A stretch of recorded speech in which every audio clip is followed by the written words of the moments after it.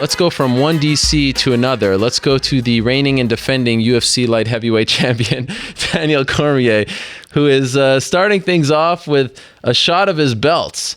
There you have the Strikeforce Heavyweight Grand Prix title.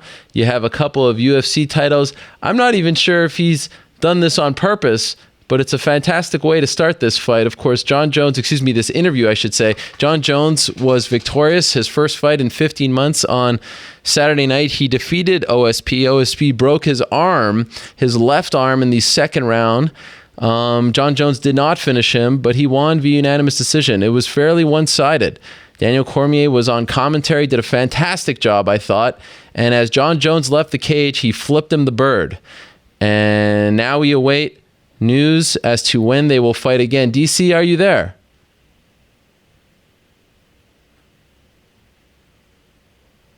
Is he making a point? Is he telling the world that this is all he has to say? He is the king? Oh, there he is. Hey. Hey, Daniel, how are you? What's up? I wasn't sure if you did that on purpose or not. I was talking to Selena. You didn't hear me in the background? No.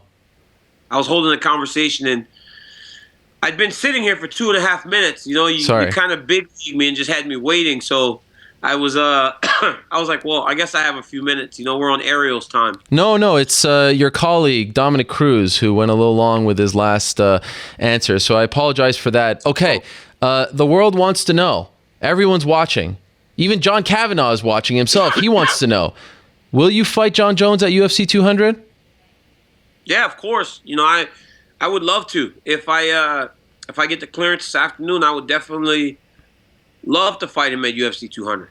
So you're going to the doctor today?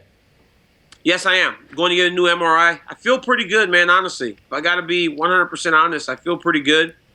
I don't know if I could do everything 100% right now, but I could do some things, and I think the things that I could do right now would give me enough to actually start preparing. It's still quite a bit of time, like 11 weeks or so. So 10 weeks of training. If I had to take another 3 to 4 weeks to heal more, I think that's sufficient time. UFC 200 is a big deal, and clearly the UFC is now looking for a new mega main event after what happened with Conor last week. But in a perfect world, is this a little too soon for you? Like, if this wasn't the date, if you could just pick your return, would you be coming back in August or September? Nah, man, I don't want to wait so long to fight. I'm 37 years old. I'm not getting any younger. So I would have loved to fought last weekend. Yeah. But when the doctor said, you need 4 to 6 weeks to get to the point that you can move around.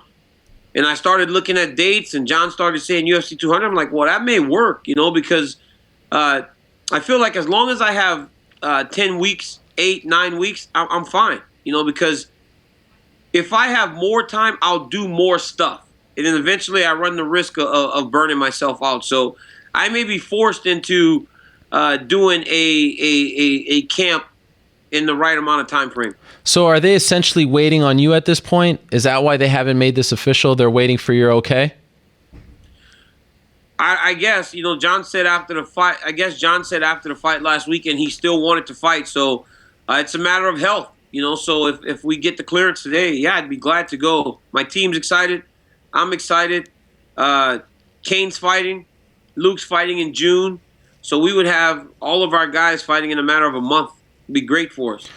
Before or after your commentary duties on Saturday night, and by the way, I told you this in private, but you hit a grand slam, my man. I mean, you were a natural for your first time ever doing that. It was just great. I love the WWE references. I mean, the whole thing was just a lot of fun. I'm just wondering if backstage, wherever, you had a conversation with the UFC brass. Did they say, okay, this is yours if you want it, like this is what we're doing, this is what we want? They're trying to tell me to still be easy. Don't go so fast after having to sit next to the octagon, knowing that UFC 200 is on the table. All these things that could make a guy want to go, well, I'm running today. I'm starting training camp right now. They're like, calm down. If this is going to happen, it's going to happen. Don't push this thing faster than it needs to be pushed if you're not going to be ready to go. Take your time, see what the MRI says, and even if they say, well, Daniel, you're healing, you could make this fight date, make sure you don't do too much to where you re-injure yourself. So do you feel pressure? Do you feel pressure on saving this card? You're not feeling that kind of pressure? No, there's no pressure on me for saving anything. I mean, I just got to fight when I'm healthy, and this is a great opportunity. If this was to happen, for as long as I live, the biggest fight card in the UFC history to date will always have me at the marquee. Cormier, the first name on the marquee, UFC 200, Cormier versus Jones 2. My name on the marquee, first name listed, that would always be there in history. It would always be a part of history. And as I've said time and time again, you know, legacy and everything means something to me.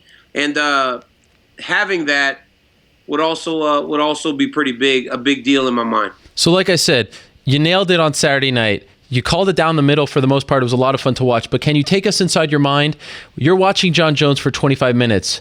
Is it eating you up inside? Are you saying, golly, if I was in there on April 23rd, I would have beaten this man. I'd still be the champion on the 24th. I would have beaten that Jon Jones without a shadow of a doubt. Are you thinking like that as you're working on Saturday? You know, not the whole time. You know, I mean, after a while, I started to feel like that a little bit because I saw that he was a little tentative. I saw that, hey, 1 second, my computer has 5%. I'm going to go and grab the charger. You guys can stare at my belts for a couple seconds. Okay. Hold on a little bit. I'll be right back. All right, we'll see how fast you can run. So as Daniel Cormier is going to get his computer charger, we're going to see how spry he is. In case you missed it, he said at the top of the interview he has a doctor appointment later on today. He is going to find out if he is good to go on July 9th. If they give him the A-OK, he wants to compete at UFC 200. And look at that. I mean, this looks like the Daniel Cormier who I saw compete in the NCAA championships against some guy named Kale. That's what that looked like right there. Yeah, right. I remember watching that live, by the way. I was just a youngster. What a time that was. Hey, you're lying. You're lying. You're lying. Don't you lie. Don't you lie. During the NCAA tournament, I did say to watch it. But again, back to the question. Yes, go ahead. I wasn't thinking that the whole time. But as the fight went on, you know, I was like, well, he was a little tentative. And he seemed to tire a lot faster than he usually does. So I was like, man, this is a great opportunity to fight this guy. But then, as the fight went on, I just went back to doing my job. You know, I was there for a reason, you know. Even talking to the people backstage, the powers that be, the people that matter in terms of my TV career, they said, we expected you to call it down the middle. We hoped you would. But at times, it seemed as though you maybe were a little too nice. So, oh, wow. But I was being honest. You know, I was just being honest, like, for everything. And I've said this since day one. I respect what Jon does inside of the octagon. I always have, you know. So on Saturday night, there were no outside of the octagon issues. This was all him in a competitive field, and I can appreciate that. Considering his layoff and everything he has been through out of the cage, out of the gym, when you were preparing for him for April 23rd, were you expecting that kind of Jon Jones? Like, is this, to us, you know, we were surprised. Wow, he actually looks ordinary. Did you expect this? Were you not surprised? You know, not really. You know, if you go back and watch some of the interviews I did before, you know, I said the muscle may affect him. And he did look physically bigger on Saturday night, but he also looked a little slower, if I got to be honest. He looked, and I did say he looked like he tired a little bit faster. And that could have just been nerves, you know, getting readjusted to being back in the octagon. So it really didn't surprise me all that much.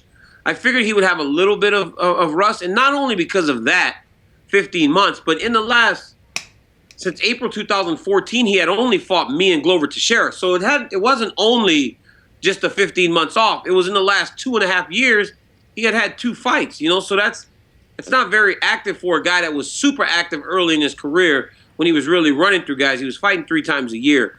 So I thought there were some factors that could have come into play on Saturday. Considering how he looked in the fight, do you think that took some of the luster away from the rematch? No, because people are realists. You know, they're saying, well, it's a little ring rust and he'll be better next time. Okay. I say no. I don't think he'll be better next time. I think this is Jon. This is the new Jon. This is Jon Jones with all the muscle. This is Jon Jones that likes to lift weights. This is Jon Jones who's a big guy that's cutting weight and can't rehydrate under these new USADA rules. This is Jon Jones in the new UFC. This is Jon Jones in the real world today. So when we fight in July, he's going to look the same. He is going to look like the guy that he looked like Saturday. And he's going to have questions. And he's going to be in there questioning himself as you saw him kind of processing things. And he'll go home now and wonder, why did I look like that? Well, guess what, bud? You look like that because that's who you are now. And that's how he's going to look in July when I'm kicking his ass. Is a part of you worried that, okay, 3 more months, 2.5 more months, like I just want him to get to this fight? Are you worried that, you know, he'll mess up again? Does that come into play?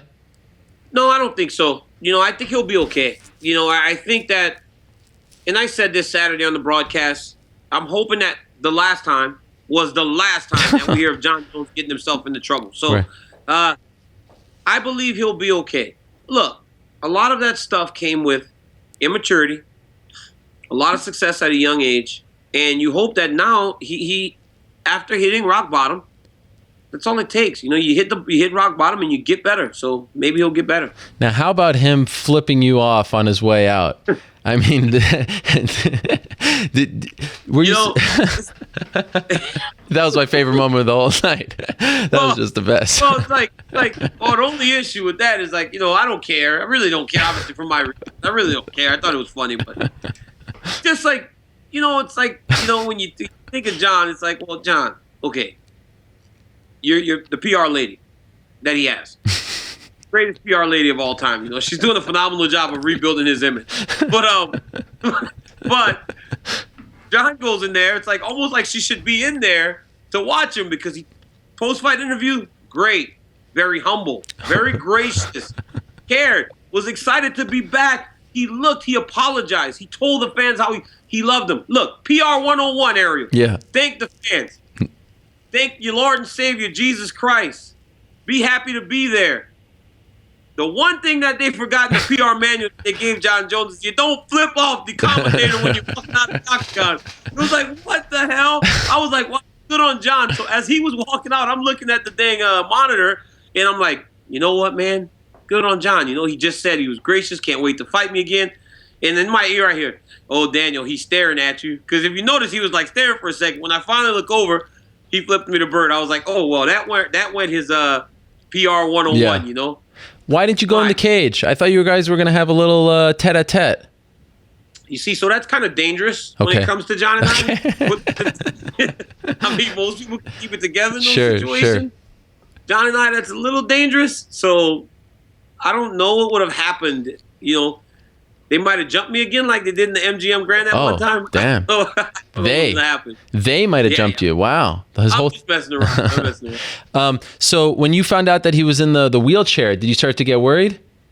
I panicked a little bit because I want to fight. You know, I mean, because the thing is this, like, it scares me to think that if we can't fight in July, they would make us wait all the way to UFC 200 in Madison, or whatever, in Madison Square Garden, which would be great. It would be huge to be a part of that, but that would put me out for over a year. I've never done that in my whole career. You know, and at 37, you don't want to be sitting out for a year. You know, so for me, the ideal situation is to fight in July, win, and then fight him again in November in Madison Square Garden. What about him saying that you were just hurt and not really injured, and it's sort of questioning you pulling out of this fight, and even afterwards saying that he was preparing for you and that's why he didn't look good, and if it was you in there, he would have, you know, essentially smashed you. What do you make of some of those comments?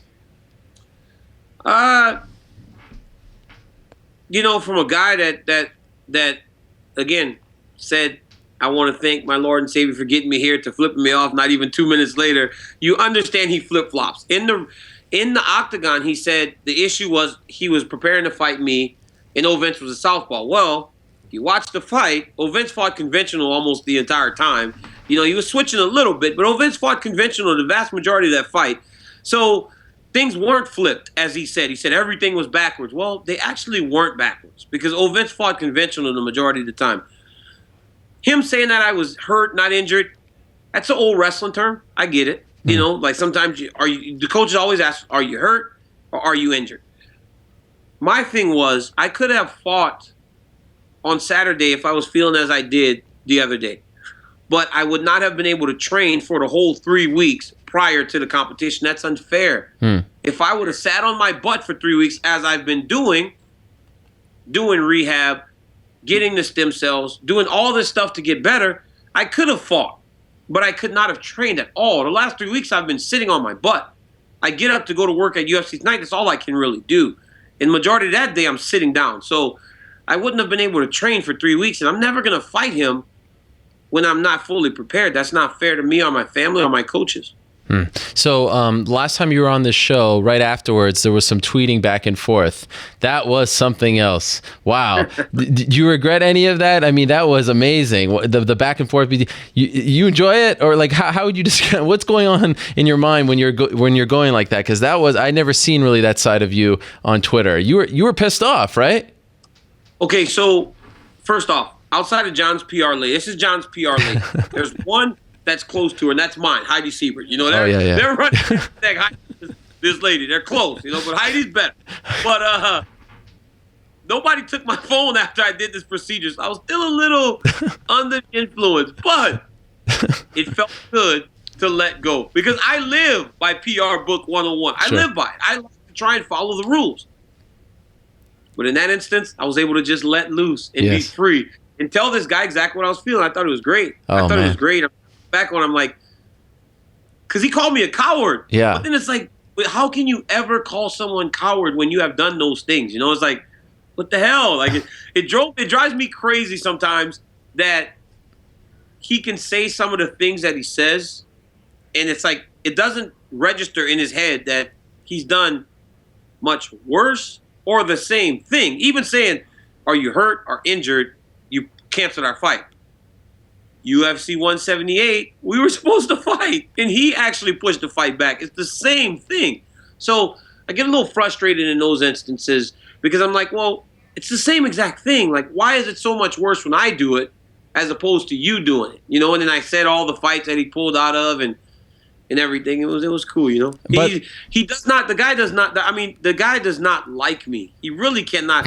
He detests me. Like really. The other day, I was walking into the arena with my fiance and my manager, and Walt Harris, big Walt, congratulations, Walt, great job Saturday. Walt said, "Can I have a picture?" And I'm like, "Sure." I guess Jon goes into the arena to like see the fans now, and he saw Walt and I taking a picture. So he looked back and he goes, "Walt, erase that picture you took with me, bro." I'm like, what? Poor Walt's like stuck in the middle of this. Like everybody, Walt's stuck in the middle of it. Vince stuck in the middle. Like you kind of get like drawn into our shit. It's something like, so then we're like staring at each other but I'm like, what is this guy think? I'm scared of him or something. Like, what's his problem? Wow. So this is right before the fight. So any other run-ins? Like, how did that end? No, that was it. That was it. It was the only time I saw him. That was the only time I saw him. But he was very cordial to Bob Cook earlier in the day when Bob was alone. It's just me. It's like the sight of me, it just drives him crazy. You know, it's funny. You mentioned PR. I got to ask you, man, because you tell it like it is. What do you make of this whole Conor McGregor situation? Do you sympathize with him? Do you see where the UFC is coming from? Are they really going to, I mean, you're kind of directly related to it all because of UFC 200. What's your stance? You know, man, there's a part of me that you couldn't see. I saw it. Yeah. There's a part of me that really does sympathize with Conor. Like, he said it himself, man. He goes, "I just lost to this guy. This guy's longer. This guy's bigger. We're fighting at the same weight division. I need to train." Makes a ton of sense. But we've all felt that way before in our careers, where I just want to train. I don't want to go do media. I want to do this interview. I mean, I was just on this dang show 2 weeks ago. Wait. This interview? That hurts my feelings. I'm kidding. Okay. But anyways, it's like I just want to train. But also, Conor also does a lot more than the rest of us. So you would think in this instance, maybe he gets a little more leeway than anyone else would get. With that being said, it's the biggest show ever. You're the biggest star. We need you to do your job. So it's like I see both sides. I will not say Conor's wrong, because he's not 100% wrong. But I cannot say that the organization is 100% wrong, because I don't feel they are either. It's like, we do need you to do this, Conor. even though you've done so much, we get it. But we need you to do this because this is so big to the company, so big to the organization. We need you to do this. So, but I do sympathize with him, man, because he does have an uphill battle because he loses to this guy again. I love Nate Diaz. He's a great guy. He's a friend of mine. But Nate's lost 10 times. You know, we're not talking about Rafael dos Anjos. We're not talking about Khabib Nurmagomedov. We're not talking about the champions. Conor can't lose to Nate over and over again, you know. So, and honestly, I don't know if he can actually beat him. It's just a bad style matchup for him. But it's a tough situation that these guys are in right now. Two last quick things. Are you hoping that they figure it out and put Conor on the card? You would be you would stand to gain from that, right? You get them points, right? Well, I mean, if we were all on the card, yeah. I just don't know if the pie is big enough to share between me, and John, and Conor, and Misha, and everybody else on the card, you know. So it's a business, man. We got to think of the business too, you know. So people are going to have to choose, honestly. If they want Conor on that card, they're going to lose John and I probably, you know. So it's going to be one or the other because I don't think that they would do it with all of us on the same card. Makes no sense. And finally, as we sit here and talk today before you go to the doctor, just based on how you're feeling, do you think it's a good chance that you'll get cleared and be able to fight on July 9th? Are you feeling that way? I feel pretty good. Okay. I feel confident that that I'll be able to train effectively at the latest in the next month. That would be 8 weeks from the injury. Right now, I'm 3.5 weeks from my procedure. They say in the 4th week is when the stem cells really start to take and you start to feel the improvement. I mean, the first 2 weeks, I would actually walk. My leg would just swell up to like double the size. I would run home, stick it in a bucket of ice, and just sit there for 30 minutes. Wow. And then it started to feel better and better and better. Now I'm not limping as much. I can move around, and I just can't push it too hard. But more than anything, just seeing this new guy in there on Saturday, who I truly believe is who he is now.